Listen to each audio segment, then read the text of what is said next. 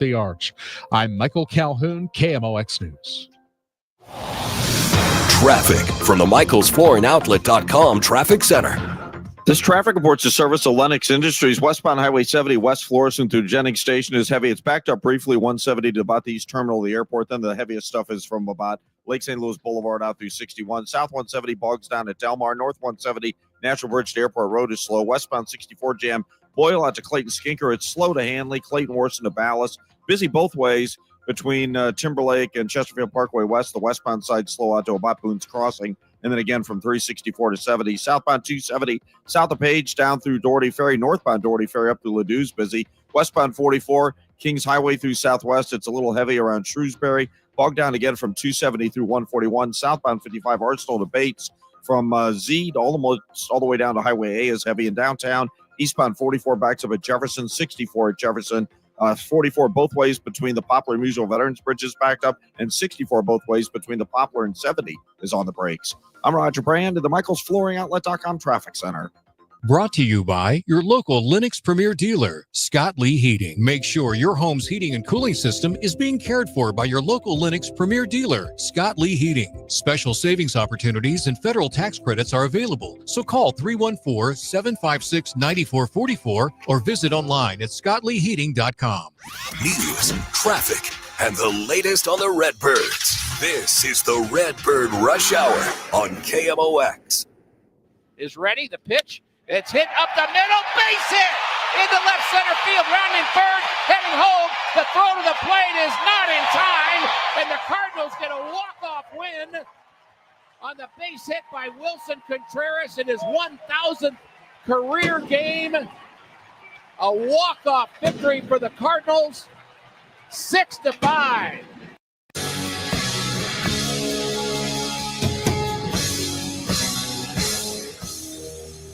All right, Redbird Rush Hour on 104.1 KMOX. That's the call that you heard a little bit ago. It wasn't even that long ago that call happened.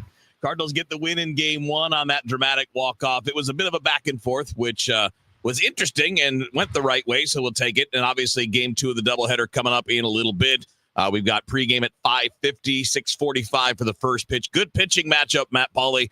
As we get into the Redbird Rush Hour with those guys tonight, a couple of good lefties tonight with Matthew Liberatore and Cole Reagans. Yeah, Liberatore, obviously we know so much about him this year and what he's really turned into.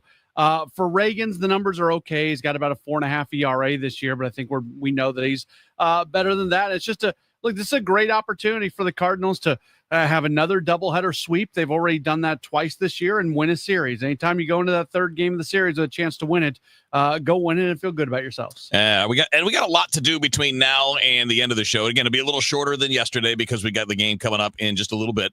But this is kind of a good little baseball conversation for you between two games today. And I want to do a couple different things. We talked a lot of pitching yesterday, Matt. We don't need to go bigger picture like we did yesterday because we looked at Fedde and Palante's performance and talked about the importance of Miles Mikolas. And it was dicey early, but he got through it today, and he gave the team what they needed to get out of him and kept them in the game.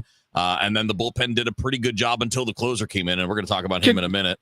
Let me say something, though, real quick, because yesterday when we talked about Palante, we discussed the fact that him giving up 3 runs in 5 1/3 or 5 2/3, you extrapolate that out, and that's a high ERA, and that's not good enough. Well, Mikolas today gives up 3 runs in 6 innings, and all of a sudden, oh, you know what? That's good enough. So, I mean, I'm not trying to go back on you, but the point of the matter is, it is so challenging to look at this situation with the starting pitching and to really evaluate what's good enough and what's not. No, I don't think it's that hard. I think it's as simple as this: the good has to outweigh the bad. So if your good starts are this, and they're infrequent, it's not good enough. If this is one of your mediocre starts and it's not all the time, it's fine. Right? I mean, because Mikolas precedes this, and actually his last start was bad before this one, but before that it was 6 starts in a row where you only allowed 4 runs combined in all 6 starts. I think it's about the frequency of the good, the bad, and the mediocre. Because this, it's a 4.50 ERA. That's mediocre. That's not good. It's, in fact, there are almost no qualified starters above 4.50 ERAs for the season. Right? There are almost none, because if you're at that level, you're probably coming out of the rotation in a lot of places. And if you're a young guy, you're going back to AAA if you're above 4.50. In the moment, though, we're never going to watch Miles Michaelis give up 3 runs in 6 innings and say that's not good enough. I don't know if we're going to, I mean, yeah, I get what you're saying, but if you're that every start for the whole year, you're a 4.50 ERA. Exactly. That ain't going to be good enough over. And And that's kind of the thing is in an individual game, yes, it can be good enough. Today, yes, it was good enough. If it's all the time, it's not good enough because when we build things up over large sample sizes, it will bite you. It just does. It's just like a swinger, a hitter who's a wild swinger. On a given day, it might work for you, but over 162, it won't. Starting pitchers lose their jobs after blow-ups or multiple bad games in a row. If Miles Michaelis goes out and gives up 3 runs in 6 innings, game after game after game after game, he's not losing his job. No, but the team's not winning those games as often as they should. Correct. Because if 100%. he's pitching to a 4.50 ERA, you've got to score 5 runs a game to win those games, and nobody does that. Yeah. Or at least not for full seasons, and you're really closing down your margin. So I guess that's kind of the thing that with Palante, right? Or with Fetty, as a matter of fact. I mean, like they have their good ones, but their good ones are only about 25% of their starts. I'm sorry I derailed this conversation. No, it's good. It's actually a great conversation, though, because I think it is. It's important to understand that good enough today isn't good enough every day. Right? I mean, like that's a fact. Like, again, if you pitch to a 4.50 ERA over 32 games, you're not making your team better. You're in the bottom 15 or 20 of qualified starting pitchers. Exactly. And it's really easy to take a step back and look at the entire body of work and say that. It's a lot more challenging to say that after watching a guy go 6 innings and giving up 3 runs. It's also a little bit of a challenge to me when teams justify long-term decisions based on a short-term outing. Like, well, it was good enough today. Well, that's all right, but that doesn't mean it's good enough every time out. Again, if you're pitching to a 4.50, you're at the bottom of the starting pile. If you're making 30 starts, you're going to be one of the bottom 10. Yeah. Because I think if we looked at it yesterday, I think there's only 7 or 8 guys that have an ERA higher than that this year. And that's qualified. That's of guys that have made all of the starts that would qualify for the ERA title. So there are certainly a bunch of others that are worse than that, but there's a reason why they don't have that many starts. Because when you're worse than that, you're not going to keep going out there. So I think it's a really great thing about looking at baseball. And this is a bigger picture conversation, Matt. I think that makes sense when you think about it. Games are won in moments, but divisions are won in large sample sizes. Yes, 100%. And one of the things I find fascinating is that teams are almost all built, and rightfully so, for the long haul. But you also have to keep in mind that playoff games are won in moments and not in large sample size. And you really need to play and manage differently in the postseason than you do in the regular season. Yeah, and it's a challenge for teams not named the Dodgers and the Mets when do you build a team for the postseason or do you build a team for a regular season because you win in different ways? Well, I think John Mozeliak would be the first person to tell you that if you build for the postseason, well, you might not get there. So you have to get there. How does that? I mean, if you build for the postseason, which means you get power and you get swing and miss, I think that translates to the regular season. What doesn't translate to the postseason is not getting any swing and miss. You're not going to go with the rotation the way that it's gone so far this year because they don't give up home runs.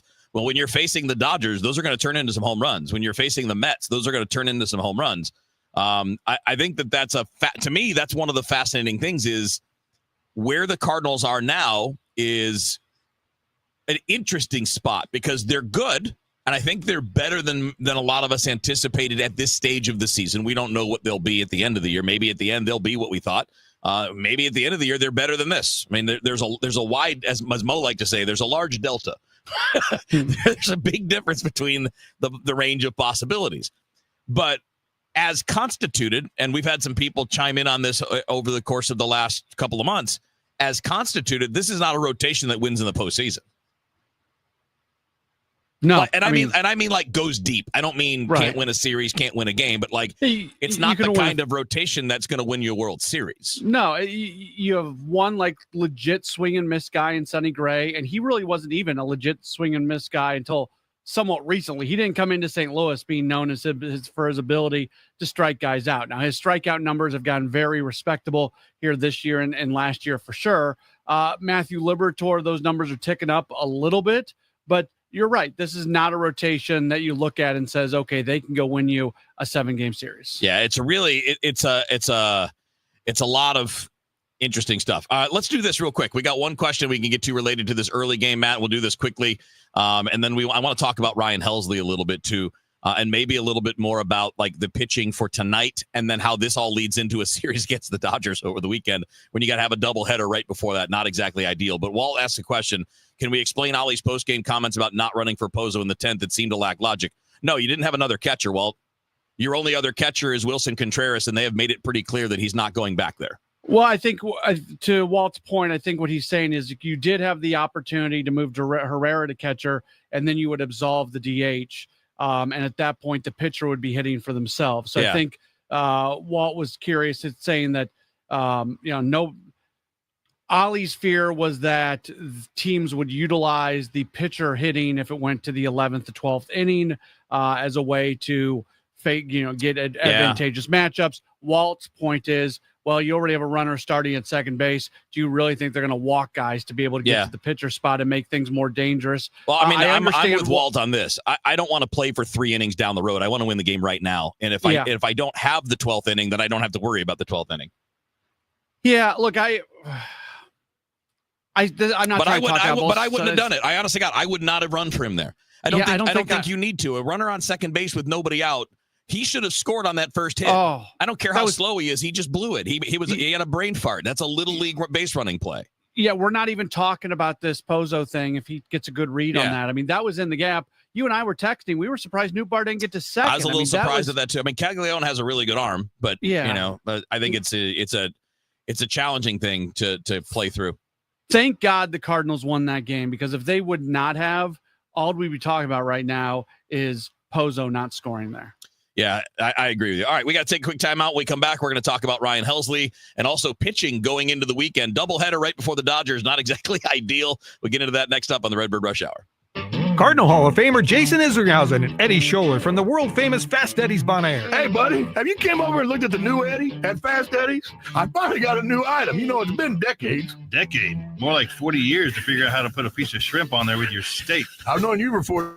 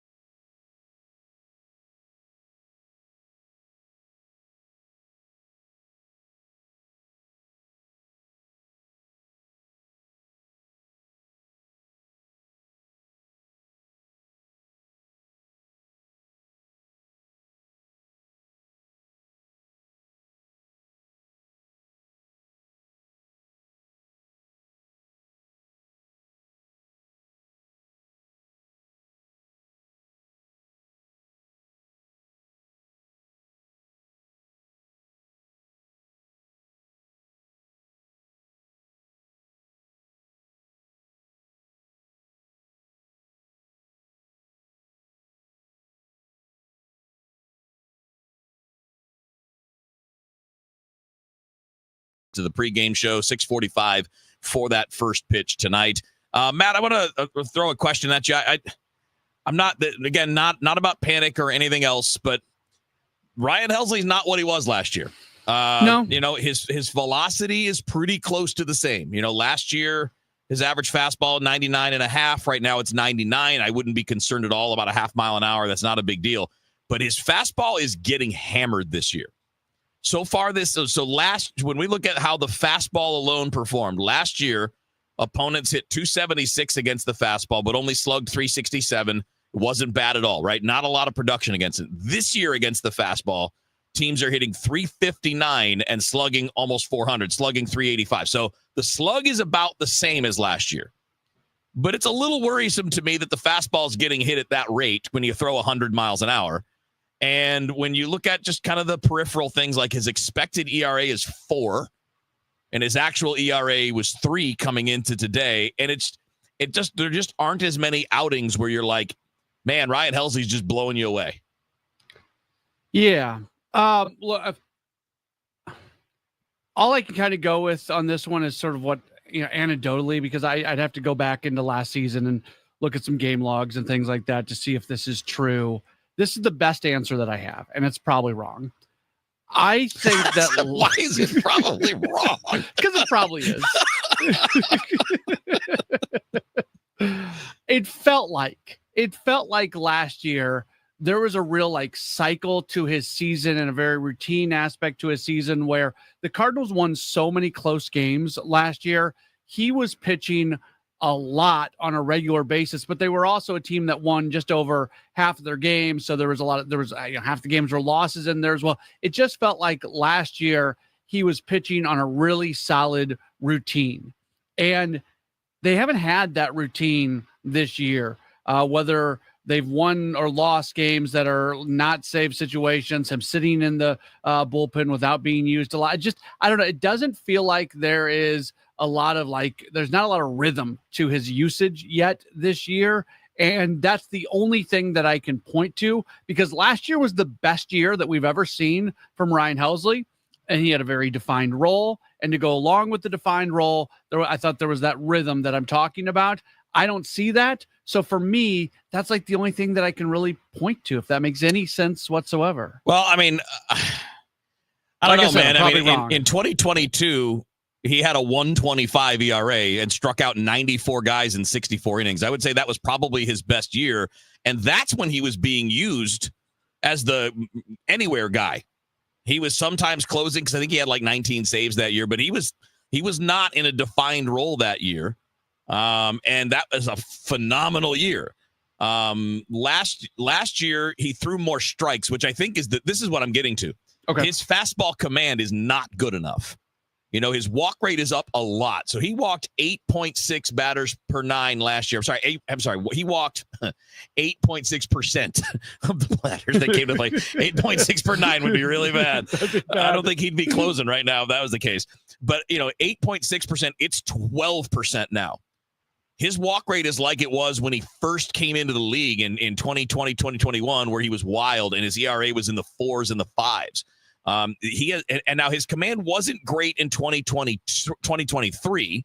It was 11.6% walk rate, but his strikeout rate is down. So you look at the last 4 seasons, going back to that 22 season that I mentioned, where he had the 1.25 ERA and 66 innings, I think it was.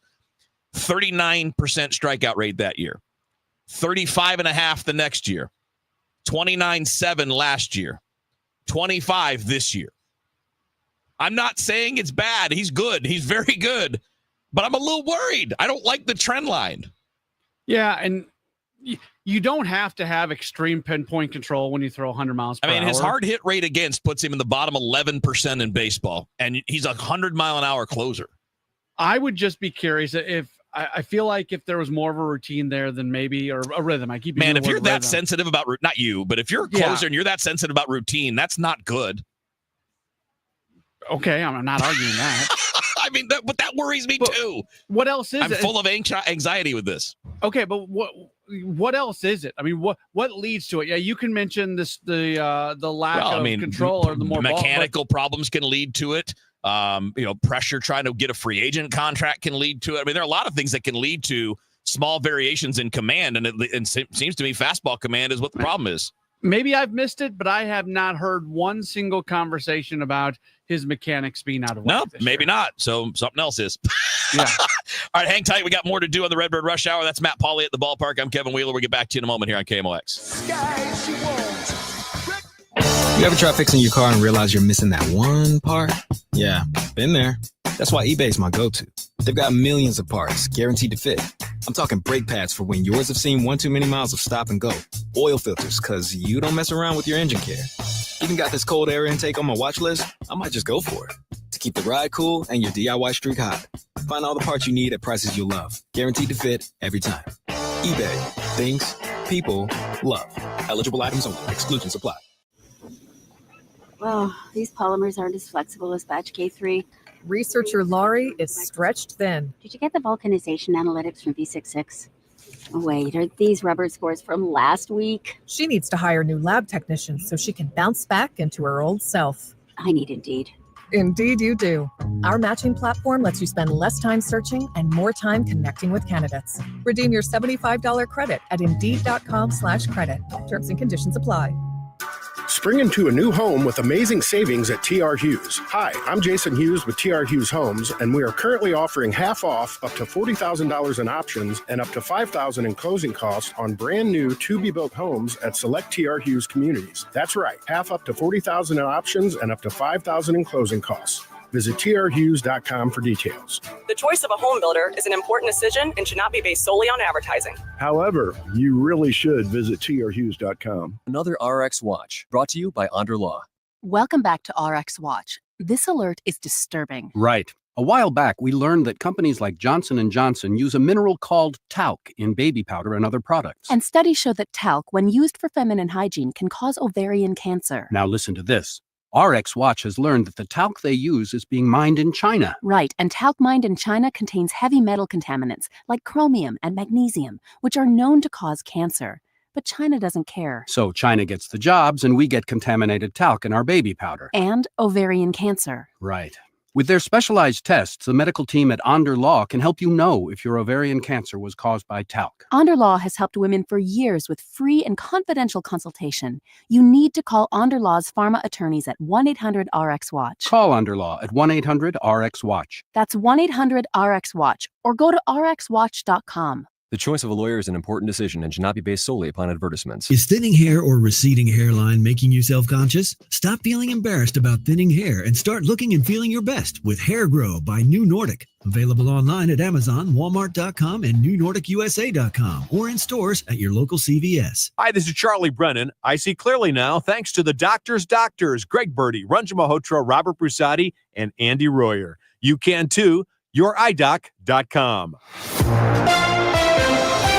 At 5:30, this news update is sponsored by Michael's Flooring Outlet, the flooring experts, michaelsflooringoutlet.com. We've got clouds. It is 73 downtown at the Arch. The National Weather Service says there are signs of an EF1 tornado in West County. Survey crews found a very slim and defined path of damage from 109 in Chesterfield to Highway, or 109 in Wildwood to Highway 40 in Chesterfield. And that's probably the most significant indicator in this case, is that, it was just a very clear, narrow path. It's indicative of a tornado. National Weather Service meteorologist Brad Charbonneau says the most intense part of the storm packed winds of 107 miles per hour.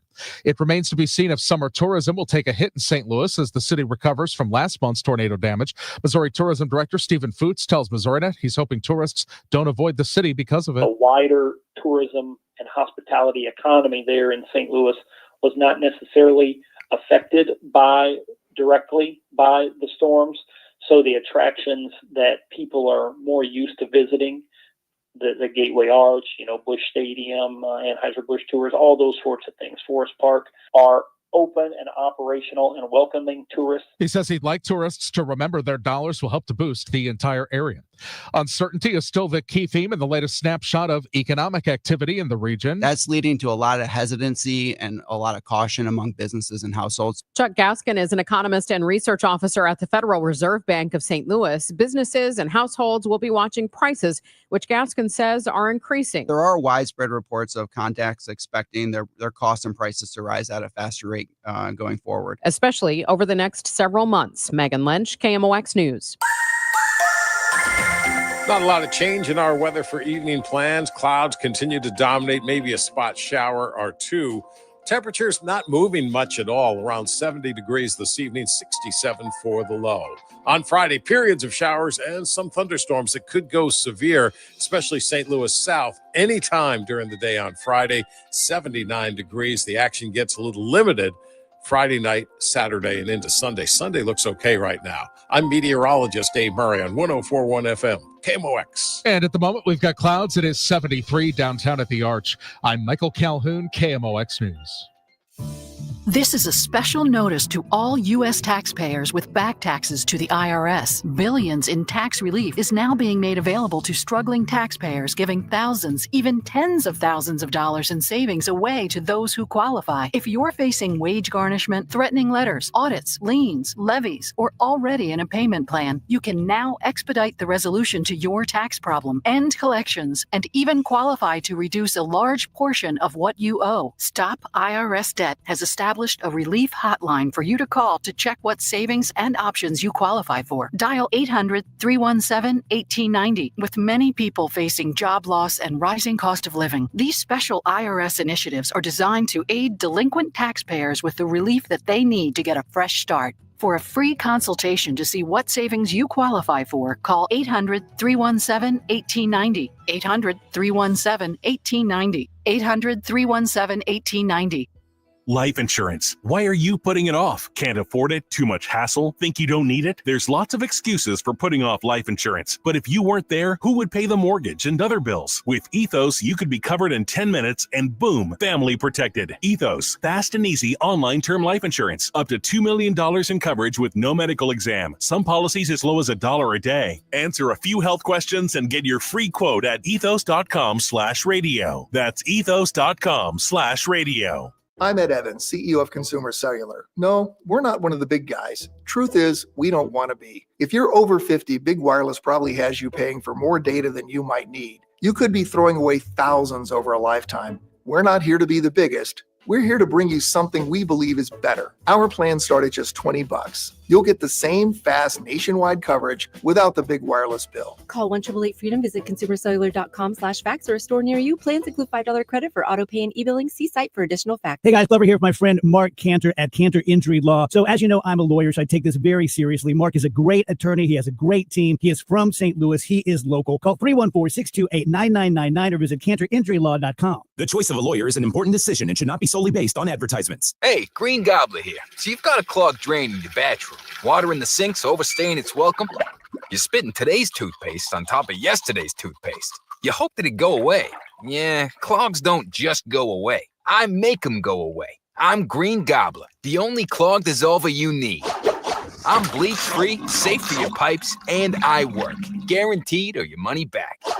Because I never met a clog that was going to unclog itself. Green Gobbler. Let the gobbler get it. I'm Ed Evans, CEO of Consumer Cellular. No, we're not one of the big guys. Truth is, we don't want to be. If you're over 50, Big Wireless probably has you paying for more data than you might need. You could be throwing away thousands over a lifetime. We're not here to be the biggest. We're here to bring you something we believe is better. Our plans start at just $20. You'll get the same fast nationwide coverage without the big wireless bill. Call 1-888-FREEDOM, visit consumercellular.com/facts or a store near you. Plans include $5 credit for auto pay and e-billing. See site for additional facts. This is the Redbird Rush Hour on 104.1 KMOX.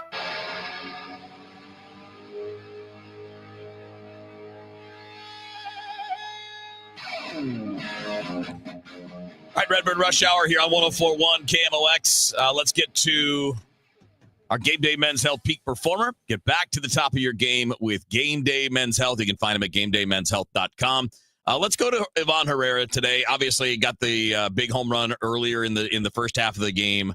In the first first game of the doubleheader. I don't know where my words went, Matt. My bad. But obviously, Herrera, when he has played, has just been phenomenal. I know he went through the down stretch recently, which was just a leveling off, right? I mean, like he's not going to hit 400. So when he was hitting 400 or 420 or whatever it was, of course it's going to balance out at some point. It doesn't change the fact that this dude can hit. And if he had been playing the full season, might be a candidate to be a DH in the All-Star game, although it's a crowded field in the NL with Ohtani and Schwarber. Probably going to be tough to crack that. But those offensive numbers, if they're played out over this entire time, are that level of performance. 100%. Yeah. And look, you mentioned that he's had a little bit of a downturn. Even with that recent offensive slump, whatever you want to call it, after the home run today, he's got an OPS above 1,000. I mean, that is super elite level performance right now from Ivan Herrera. And he's done that throughout his career. This is a legitimate bat that every single time he comes up to the plate, he is a danger to do damage. Yeah, and look, again, looking at batted ball profile and all that stuff, it's not projecting him to keep 1,000 OPS. But again, there's like 4 guys in baseball that can hit that level. But there's the numbers that it's projecting are still elite. Right? I mean, like, the weighted on base is pretty simple. If people don't know it, it's simply a single number that represents offensive performance, and it looks like an on-base percentage. So if it would be a good on-base percentage, it's a good offensive hitter, right? He's a good hitter, counting for power, walks, everything. So he's at 417 now, which is crazy. That's the 1,000 OPS. But his expected is 380, which is excellent. Again, that's all-star production there by itself. Yeah, even if it levels off a little bit more, this is still a guy who's going to be an elite level hitter. And he's there's a reason that this team has done a lot of what they've done here recently in terms of going on this run once he was able to get back. Now, give them credit. Even when he wasn't in there, they were scoring runs and they were playing well. But when you have an Ivan Herrera, when you're able to go Donovan, Contreras, Herrera in the middle of your order, that's a really good group right there that can help you score some runs. Absolutely. And again, not trying to make this anything more than what it is. He is a dangerous hitter when you look at the characteristics, right? He doesn't chase much. His chase rate is about league average. He walks them way better than league average. He's top third of the league in terms of walk rate. He doesn't strike out a lot, and his bat speed is in the top 15% in Major League Baseball. I mean, like, he has the physical characteristics of a performer, strike zone judgment, good swing decisions, and great bat speed. When you add those things together, along with the ability to barrel the ball and a high hard hit rate that is a result of those traits coming together, it's a guy that looks like he can maintain good production. But as Chad pointed out, and I'll put it up on the screen, he said there's some more leveling off to come. Yeah, we agree. Yeah, I totally agree. He's not going to have 1,000 OPS at the end of the year. I agree with you completely. It might not even be 900, but if it's 850, that's a damn good player. Yeah, it's a really good player. Yeah. And you take it. It would take a little while for that number to come down to that spot. Yes. I don't think it's going to come all the way down that far. I agree. He's not going to be 1,000 OPS guy at the end of the year, but he keeps. I mean, the fact that he comes up with so many extra base hits. When you look at the fact that he's got 33 hits this year, 7 of them are double and 6 of them are home runs. He slugs, and this is what we've talked about before, Kevin. It doesn't have to be all home runs. Right. He's a guy who hits doubles as well. Exactly. Lots of them. All right, real quick hit on traffic. We'll tell you guys what's going on the roadways, and then we'll finish things up before we get to pregame here on KMOX. Traffic from the MichaelsFlooringOutlet.com Traffic Center. This traffic reports the service of Saks Financial still slow westbound 70 Riverview through Jennings Station, 170 out to about Lindbergh. After that, west of Lake St. Louis through 61, still pretty crowded there.